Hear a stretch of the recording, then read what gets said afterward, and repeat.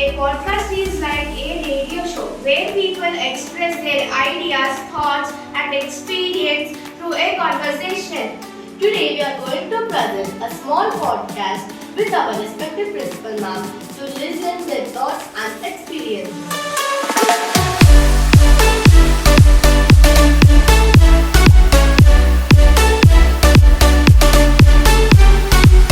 Yes, ma'am, we are so lucky to get this chance to talk to you and know more about your life. Shall we begin?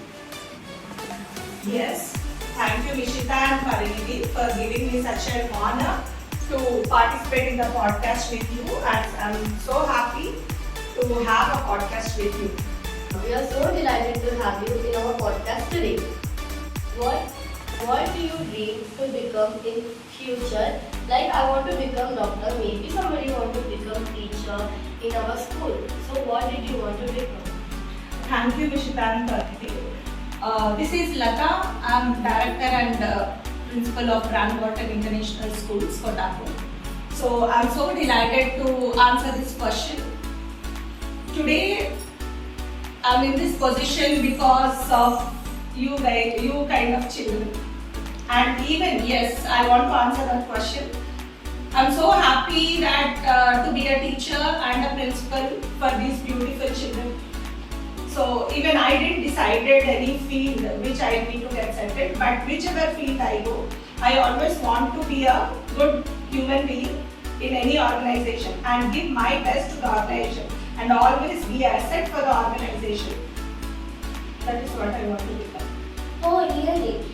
So finally, how did you choose the teaching profession and become a principal? Thank you, Mishra, for asking that. It has a very big story behind it.